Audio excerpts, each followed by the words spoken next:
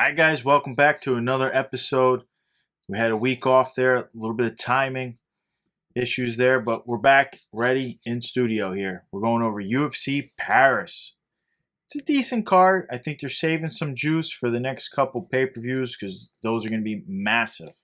First, let's say thank you to our sponsor, Tampa Bless, Home Team Do Good, TampaBless.com for more information about that. Let's get right into it. The top-ranked heavyweight, Cyril Gane. Guy's 10-1. He's 32 years old. He's a minus 520 favorite. And he's coming off a loss to the champ, which was, he made that one crucial mistake. He could have had that victory in there. Just went for a leg lock, didn't get it. Francis on top. The rest is history. He lost. He's going up against surging Tai Tuivasa, ranked number 3. I didn't think we'd see the day where Tai is ranked number 3. Kid's 29 years old. He's 14-3 record. Plus 410 underdog, and he's on that 5-fight winning streak, and we know his last one was that big win against Derek Lewis. Tom, I'm not going with this fight. I mean, the line's a little crazy. I see the line being kind of correct, but at the same time, Tai has been on fire. Tai's got big knockout power. It only takes one.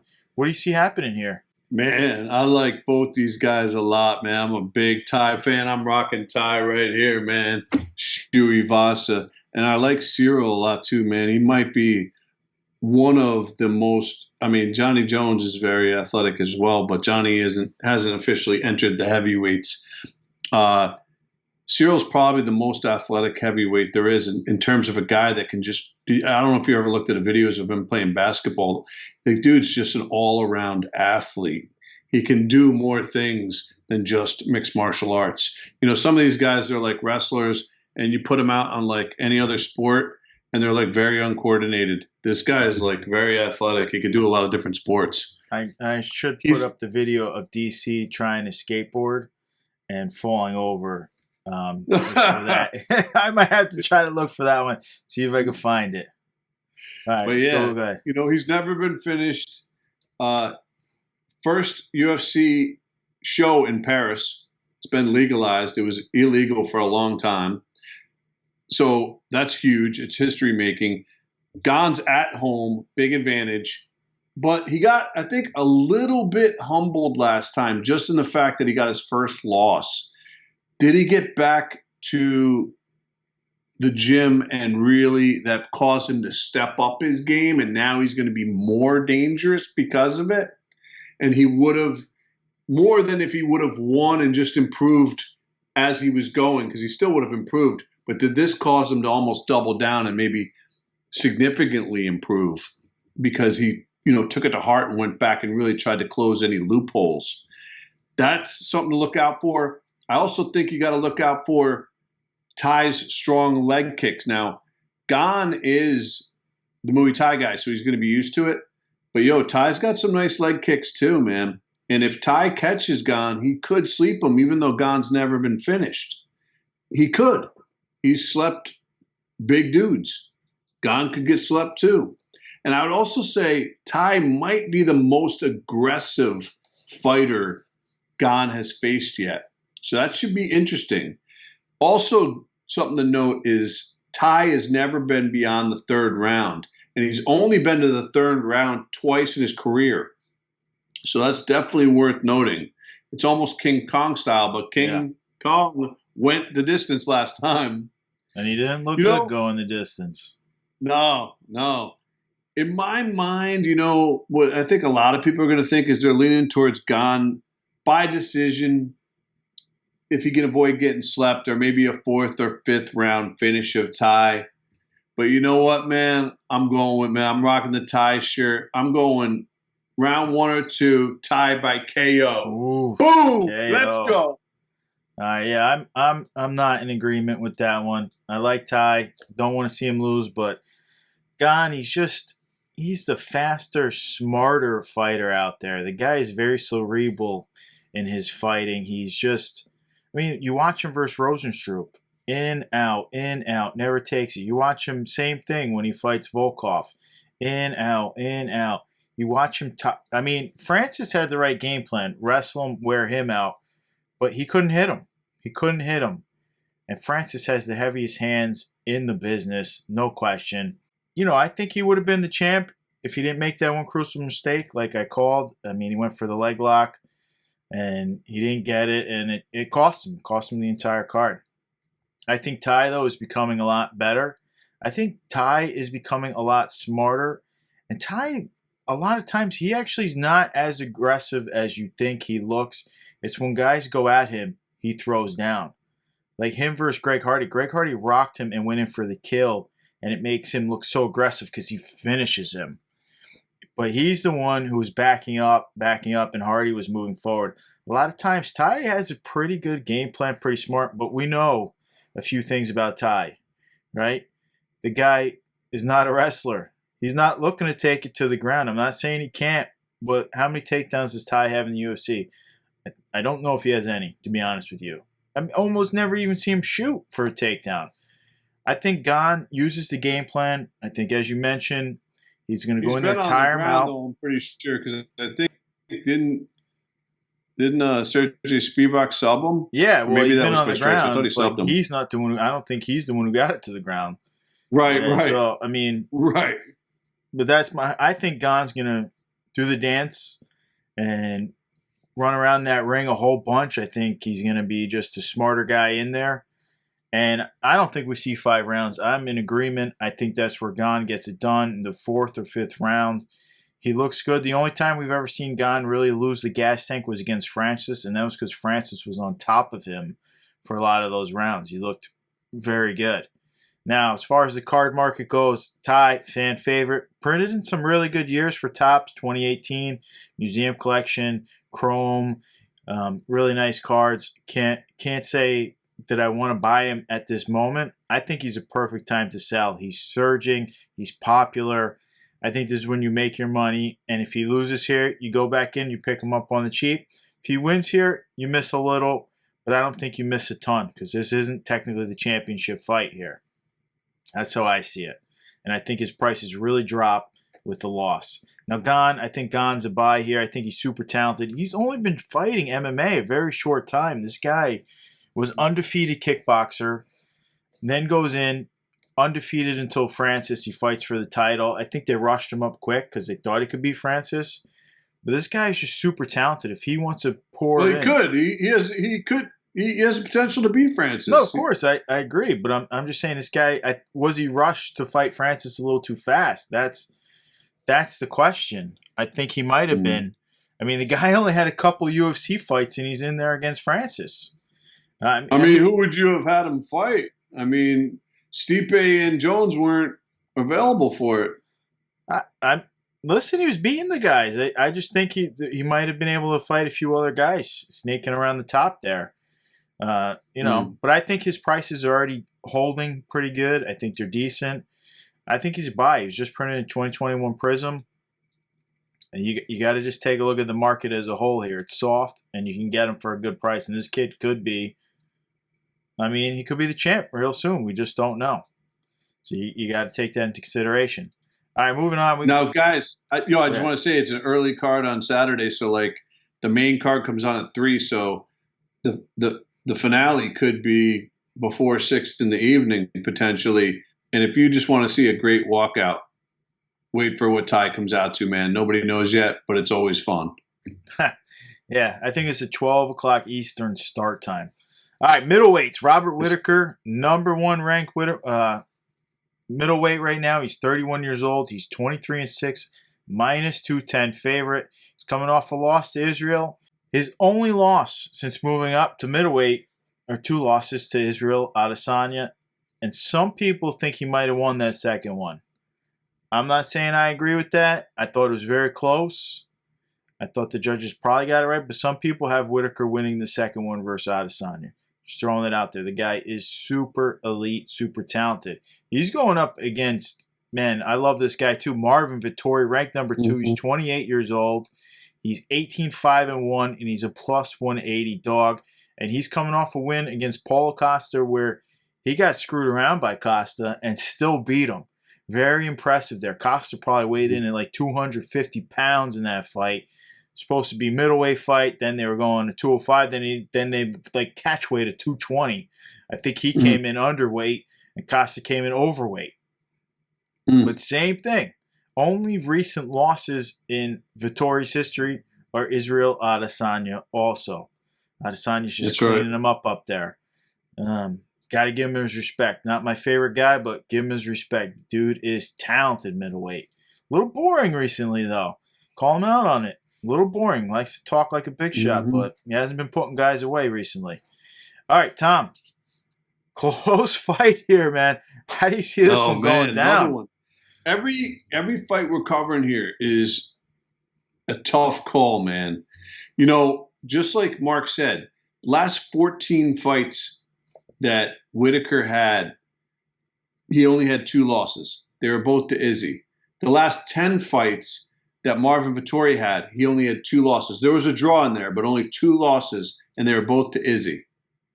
You know, Robert's a good wrestler, strong wrestler, decorated wrestler, but I think he still needs to look to keep it standing. I wouldn't want to test that with Vettori because Vettori, that's his game.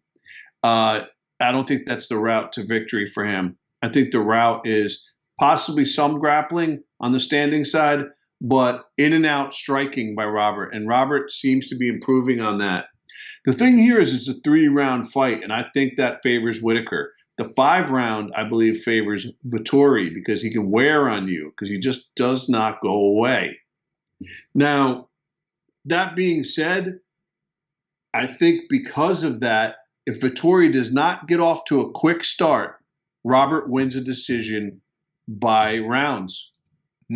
Decision by rounds. I'm in agreement. That's what I'm going to go with. I'm in total agreement here. This fight looks really good on paper, but I kind of get the feeling this might be a little bit slow. Both men basically unbeaten outside of the champion, as we just went over. I think Whitaker has the better stand-up. Whitaker has he doesn't have the one punch power per se, but he has the one kick power. He's known to get guys with that sneaky head kick and his full combo piece and knocks guys out or dazes them really hard where he can just finish the fight. Problem is, Vettori has the chin of chins, the cast iron chin, no question. The other thing, though, you mentioned it, Vettori's got strong wrestling, and we see him use it every time. We don't see Whitaker wrestle, but we know he has it. He coaches in Australia.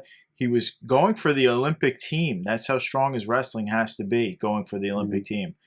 But I think it really stays on the feet. I think that favors Knuckles in this fight a little bit. I think he points him up. I agree. 3 rounds. I think we see the decision. It's close, though. I really like both these guys. I don't want to see either one lose. I could see Vettori getting him down and just smothering him at times. Wearing him out. He can catch around like that. Is a top-notch wrestler in his own right. We just don't see it. That doesn't mean he doesn't have it. So I really want to see that fight. I'm just hoping it's not as slow as I'm picturing in my mind. Yoel Romero, such a good... Yoel and DC both played that for a while. They both just became strikers. Even DC, DC, he wasn't trying to take down Stipe. World-class wrestler doesn't want to do it. So right now, as far as I see it, I love both these guys. I can't put a buy rating on them, though. Adesanya beating them both twice hurt their stock a little bit. I got to see who wins this one here. But it doesn't change the story until someone can really go in there and beat Adesanya. Which, I mean, hey, he's got a big challenge in front of him. I'm sure he's not looking back at these guys. You know, somebody might knock him out in his next fight. You just don't know. I got to put a sell on these guys until I can see that guard change. Because as close as Whitaker was in his second fight, Vettori was probably even closer in his first fight. They're still not beating him. And since he's the champ, he's getting that nod in those boring fights where he just moves out of the way. He's not really doing much recently. But he's getting the nod, and that's enough to keep these guys out of it. It's crazy that Marvin's 28, man. Oh, I love Vettori. The guy's just he's mean. He's got that killer instinct. He's gonna have some fans because Italy's like a neighboring country, man. Yeah, he's gonna have some fans. No, it's gonna be a heavy fan base here. I think the key though for Vettori though is a quick start. Very quick start. I agree. Well, next fight, guys, we're going to get the quick start. You know who we're covering. We're going to the featherweights. We got Charles Air Jourdain. There's no slow starts in this kid. 26 years old, super young. Feel like he's been around forever. 13-5, one draw, minus 150 favorite. And he's coming off that wild loss to Shane Burgos, who Dana White is saying we should have never let him go. That was a mistake. I don't know how you mistake that. Dude has a massive following, but different ball game. And let's just say that fight was super close to get a majority decision for Burgos. That could have went to Jourdain. I mean, that fight was wild. That fight was good. All right, but enough of that about that fight. We got Nathaniel Wood. I had Shane winning that, but if that went 5, it looked like Jourdain was going to take it. It was just close. I could have seen both sides there. Nathaniel Wood, 29 years old, 18-5, plus 130, underdog here. He's coming off beating Charles Rosa. Looks super impressive. You know, he had a couple years off there. Couldn't catch a break. Guys were missing weight, COVID, this, that, just no fights. Comes back in, looks great. Tom, I mean, you know, this is fight of the night as I see it, as it sits right now, but you never know. How do you see this one playing out? Again, a very tough call. Great matchup here. Like you covered, man, Charles looked great against Shane. Lost a close one. Wood looked great against Rosa. Against, what was his name? Rosas. Yeah, Charles right? Rosa. What's his first name? Charles Rosa. Charles, yeah, Rosas. I was getting confused with Charles Jourdain there. But, dude, his striking was so crisp. Wood looked really on point, man. That's going to be something to watch because Wood's striking, in my mind, was somewhat reminiscent of the way Burgos fights. So that should be a very interesting matchup because Jourdain just came off that and he kind of figured it out as it went. The problem was Burgos was riding his back for like half the fight. So he was just in a defensive situation from the majority of a couple of those rounds. You know, if Charles can make it a dirty fight, I think he can win. I'm leaning towards Wood here, man. I'm going to go with Wood by decision. Wood by decision. Okay. I think he's going to take it by like just slick striking. Yeah, I see both sides keys to victory here, but I'm leaning Jourdain. I think they got the favorite right. I think he's at 26. We have seen him improve leaps and bounds. I mean, you know it. I know it. This kid came in. He looked so green.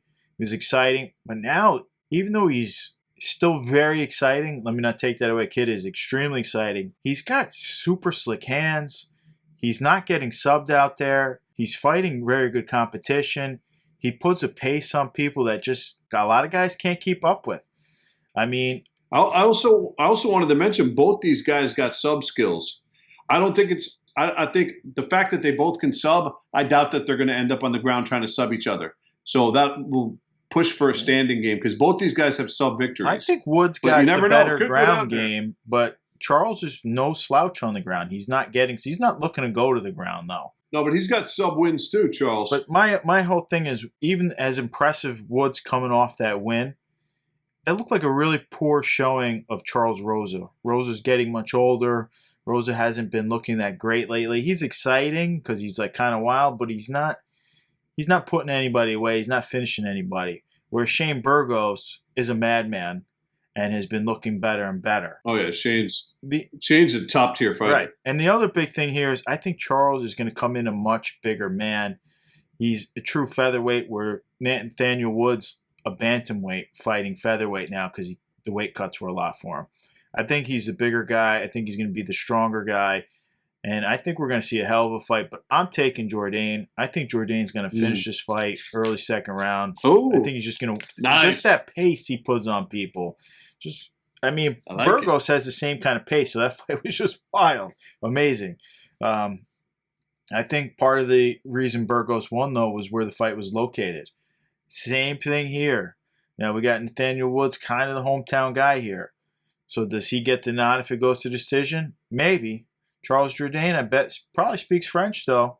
Canadian, a majority. Oh yeah, for sure he does. Yeah, so I mean, you never know. He might use his skill set in the interviews to pick up some more fans and stuff. We just don't know.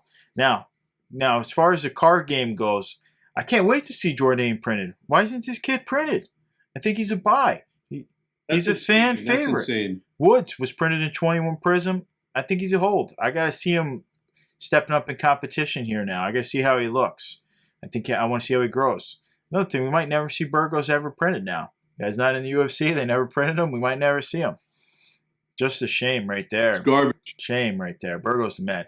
Now let's move on to the last guy fighting who's ranked middleweights.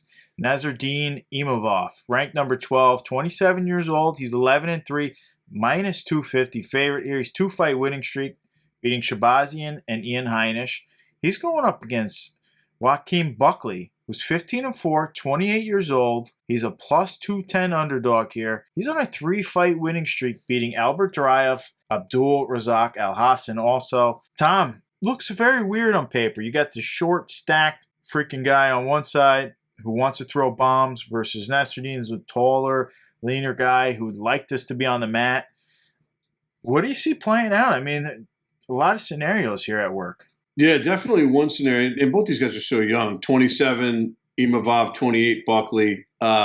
Buckley could finish him. There's no question. Buckley could finish anyone, hands or feet. He's got both of them. And he's on the rise. That dude is steadily getting better. His confidence is better, but his skill is getting better. Like, I think he's just more dialed in.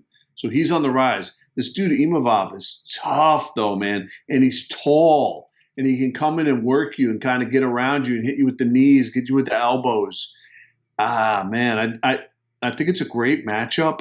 But I got to lean with Imavov by strikes round 2. Imavov, guys, this is a super close fight, even though they got him at 2.5 to 1 right now. I'm not sold on either guy, to be honest with you here. I'm actually leaning towards the underdog here. I think Buckley is improving a lot. I think he's going to be hard to get to the ground. Watch him in his fights. Duraev, monster. Abdul Razak Al Hassan gets him to the ground. Abdul is a freaking monster in there. I know he gasses himself and everything like that, but that dude is one of the strongest dudes in the UFC.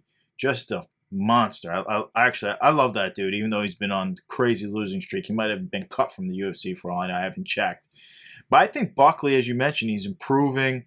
I think he really has all the pieces. You know, the only problem he has is he's limited with his reach and his size. He's just a shorter, smaller guy in a lot of positions. He almost looks like he should be fighting as a welterweight, not really as a middleweight. But he's jam-packed with muscle. There's no question about that. And the thing here is, we saw Phil Hawes beat Imavov. That's, to me, is like one of those red flags. Phil Hawes beat you. I got to double check you. I got to look into you a little bit more. You're going to have to roll a lot of guys before I have faith in you for losing to that guy. And that makes me... Phil Hawes is a fucking badass. He's got no chin on him. Look at his rate. He's not that good. Phil Hawes. I don't think he's good. I think he's... But, Imavov just finished... Shabazian. What's his name? Shabazian, yeah. I like Shabazian, too. Listen, he got caught in that choke. You know, it's just how it goes sometimes. But he's never looked super amazing. I mean, that was a good fight. Buckley never looked... And that was a decision loss to Hawes, too, though. You shouldn't be. You should have knocked him out by then. The other thing is Buckley never looks amazing. I don't agree. Phil Hawes is bad, but we'll leave it at that. Well, agree to disagree. But Buckley never looks amazing outside of him beating Impa Kasani, who's no longer with the promotion, in that crazy kick. This is where I actually had in my notes. He kind of does the Yoel Romero. And Impa is such a big dude. Yoel Romero, that look of always being exhausted, but he's always in it. Buckley has that look a lot. He looks like he's fading, but he's always there. He's always throwing big, heavy bombs. Third round, he's always there. The dude is in the fights. It's a close fight. I could see Imavov getting him in a choke just with the size, but at the same time, I think you're gonna have a hard time getting this dude down. He's strong. He's built. He's stacked. I don't know. I think he's going to finish Imavov. I think the knockout is coming. Woo! What round? I think in the second round he smokes him. He's got the power. And Imavov's French too, so he'll be at home. And then now, as far as printings go, Buckley printed in 21. Imavov not printed yet. But honestly, I'm waiting on both these guys. I got a hold on both the men. I don't think Buckley has enough to be the champion, and I think Imovov's got a lot of showing off to do for him to become the champ. It's top heavy up in that middleweight, that half there. But we'll see how it goes. All right, we're covering one more fight. Tom wanted to get in on the true Frenchman here. We're going to the lightweights. Benoit Saint Denis, 26 years old, 9-1, one no contest, minus 285 favorite. He just beat Nicholas Stoltz, and he's going up against Gabriel Miranda. I believe this is his debut here. 32 years old, 16-5, plus 240 underdog. He's on a 3-fight winning streak, though. Gabriel, he fought in some weird promotions. So if you take a look, some of them on Tapology have little signs on them that some of these promotions record pad, per se. It gives it right on you on Tapology. They don't test. They don't test USA. Yeah. Well, Tom, break it on down. Saint Denis. Yo, the God of War, Saint Denis, man. He's only 26 years old, same as Jardine. He looks so old out there, Saint Denis. Charles. He looks so old out there. Yo, he really is. If you look at, not old, but he's been through a lot, man. If you look at this guy as a straight killer, man. He was like in special forces. Right. He's got that BJJ that he picked up so quickly and became very proficient at it. And now he's in the mixed martial arts, man. I think he's got a great future. I love the fact that last time it sounded like he came out to Gregorian chant. I loved it, man. It's just so ill, almost like some Crusades type stuff, man. It was sick. He's young, still learning, in my opinion. So he could mess up. He's still learning. He came out, I already mentioned the Gregorian chant. Both these guys are looking for the sub, no question. These guys are both sub guys. Now, because of this, it may end up being a standing battle because they might nullify each other. This guy, Gabriel Miranda, he looks like, I don't know if you've ever seen like the classic, they have this one classic old school boxer tattoo. It's kind of like American traditional style where they have this guy standing like this and he's got the mustache with the little tweaked up. That's what the picture on Tapology looks like. Of this guy, Gabriel Miranda. It looks like that classic boxer tattoo.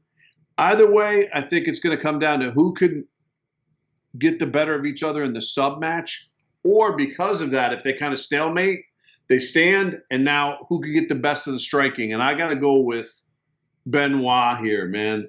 Second round, but I'm going with the second round. I'm not going to keep you guys guessing. I haven't seen too much on Gabriel. But we know he's a last-minute replacement. He's a last-minute sub, so we'll see how his subs are. But I like Benoit here. We saw him come to the UFC in a debut. Insane toughness. Insane. Do you remember that fight? The guys were screaming from the sidelines, call the fight, call the fight. He was basically knocked out, standing up, and the guy would not quit. The referee was pulled that evening from the rest of the card. Benoit got an eye poke. It was a nasty eye poke, and they didn't even call in the doctor. And they're like, why isn't a doctor going in there? Check this guy out. The fight should have been called like 3-4 times, but he was still in there, still grinding, getting screwed over by the referee. No question. They pulled him. I've never seen the ref pulled before. It's the only time. And I've been watching since, how long we've been watching now? Forever. And you don't just see referees get pulled. Because they all make mistakes. That's part of the game, but you can't do that to a fighter. That's the safety of the fighter. So dude is insane tough. That's something that you don't want to use, but he has it in his back pocket. All right? I think this fight is going to stay standing more than not, but I think Benoit probably has the advantage on the ground. As you mentioned, he's very good BJJ. He's very skilled. He's pretty slick. He's young, even though he looks much older than he is. And he definitely is improving. We saw him bounce back and beat Nicholas Stoltz. I like him. I think he gets this one here. I think he gets him standing up. Maybe a sub, but it's going to be like a sneaky get on the back behind him after he knocks him a little bit. We'll see how. Right. Strikes that leads to the sub. Yeah. But that's common. That's how it happens sometimes. Yeah. So we'll see how it goes. Card game. Listen. What round though? What round? I think we see this go to the third round. Third, all right. But card game, we don't have any card game with these guys yet. Plenty of time here on these ones, guys. Guys, that's it. We're only covering 5 today. Nice and quick. Well, make sure you get those picks in for Win My Cards when he puts it out, because the fight started at noon, like you said, noon Eastern on I'm Saturday. hoping to have those out early tomorrow. All right, gentlemen. We'll see you later.